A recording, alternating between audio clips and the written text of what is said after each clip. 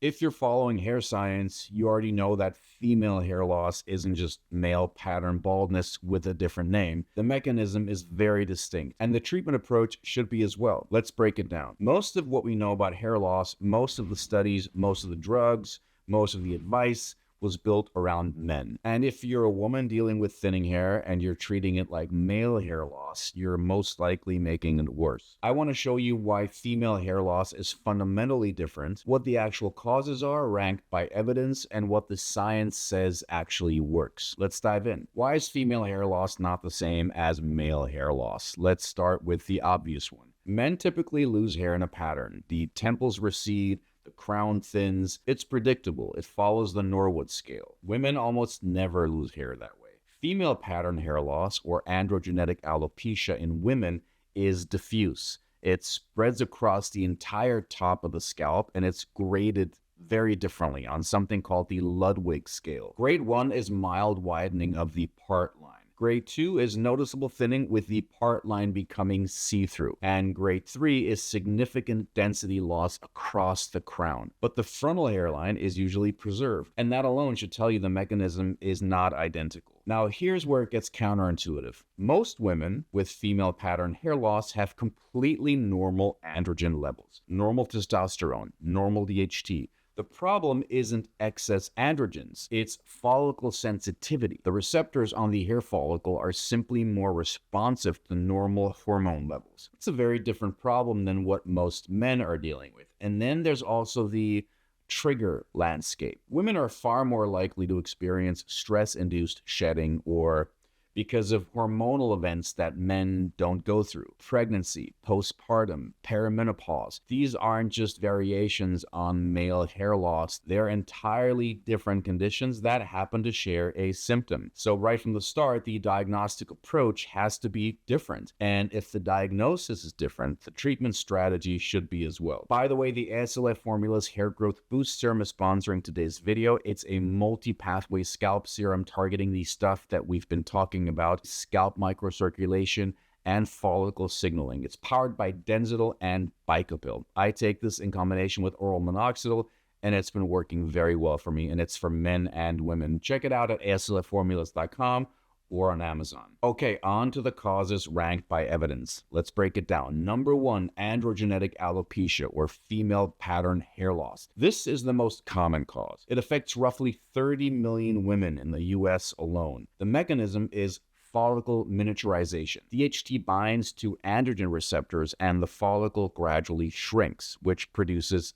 thinner, shorter hairs until eventually it stops altogether. But again, most of these women have normal hormone levels. It's the receptor sensitivity that's the problem. And if your mother or grandmother had thinning hair, then you're looking at a genetic predisposition. Number 2, stress shedding, or this is probably the most underdiagnosed cause because the shedding often starts 3 months after the trigger event. You go through a major illness, a surgery, or severe psychological stress, a crash diet, and 3 months later, your hair starts falling out. Of course, you panic, which creates more stress, which prolongs the shedding. It's a pretty vicious cycle. But stress-induced shedding is actually temporary. The follicle has not died. It's just been pushed into the resting phase prematurely. If you remove the trigger, the hair usually comes back within 6 to 9 months. The key is identifying it correctly so you don't treat it like permanent hair loss. Number 3, nutritional deficiencies. This one's frustrating because it's both common and completely fixable. The big one for women is iron, not just low, normal iron. The clinical threshold for hair shedding is a ferritin level below 40 nanograms per milliliter. Many labs will flag 15 or 20 as low, but dermatologists who specialize in hair loss will tell you that anything under 40 can contribute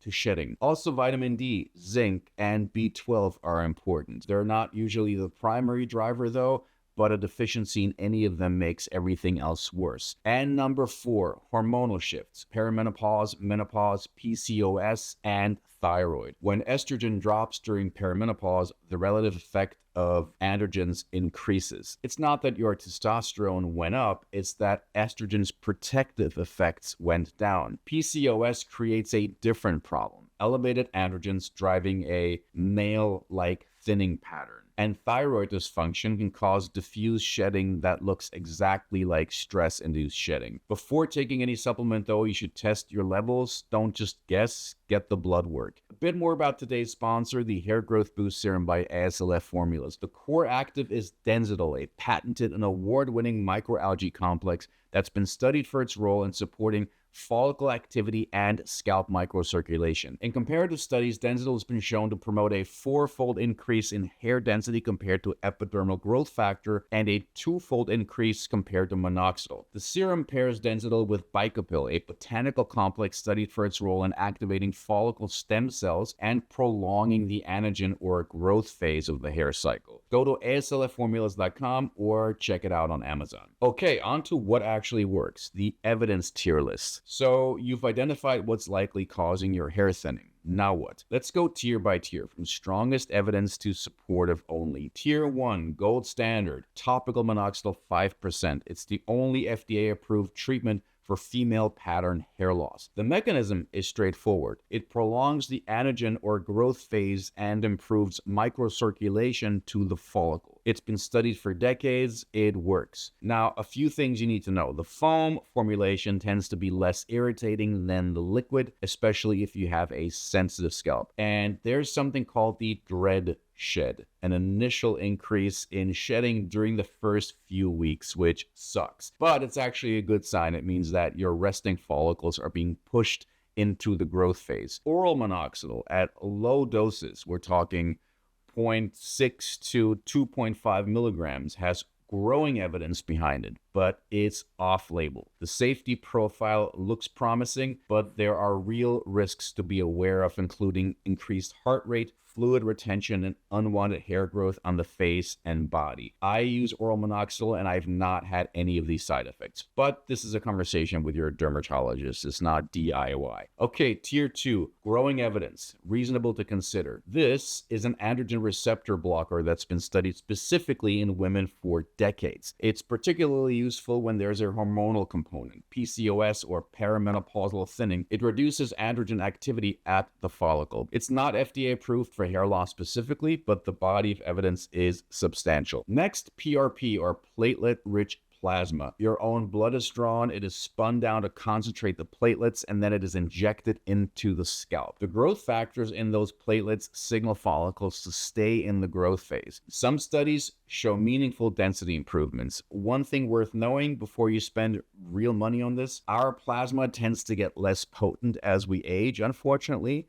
and the platelets themselves put out fewer growth factors. So that's something to keep in mind when you're evaluating whether PRP is worth it for you specifically. On to tier 3, supportive, not standalone. Low-level laser therapy has modest evidence. It may improve density when used consistently, but alone it's rarely enough. Personally, I use the Iristor Elite red light helmet every single day. It is on the pricier side, but it's FDA cleared for hair growth, which I think does set it apart from a lot of the unregulated devices out there. Scalp microneedling is next, especially in combination with topical minoxidil, where it may enhance absorption. But the device quality matters enormously, and your technique matters as well. A derma stamp is generally the better choice over a derma roller, since it goes straight into the skin instead of at an angle, giving you a cleaner, more consistent channel. You can get a good adjustable derma stamp on Amazon. I use mine once per week with the needle length set to 1 millimeter. And what likely doesn't work? Biotin supplements, unless you're actually biotin deficient, which is rare. And most hair growth shampoos, especially the ones with biotin. The contact time is too short for any active ingredient to do meaningful work on the follicle. A serum like the Hair Growth Boost Serum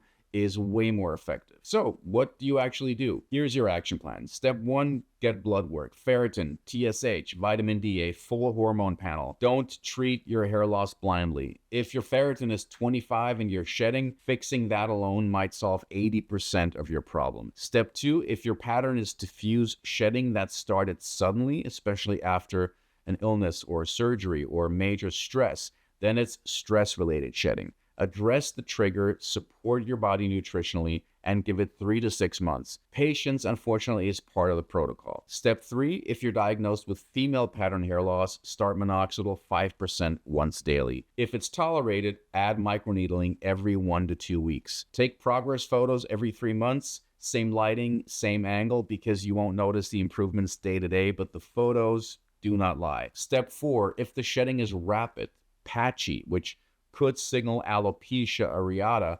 If you're not responding at 6 months, see a dermatologist who specializes in hair loss, not a general practitioner, a specialist. So yeah, the biggest mistake I see is women treating hair thinning like a cosmetic problem when it's a medical one. Get the right diagnosis first. Everything else follows from that. If you found this useful, feel free to like and subscribe. I really appreciate you. I'll see you next time.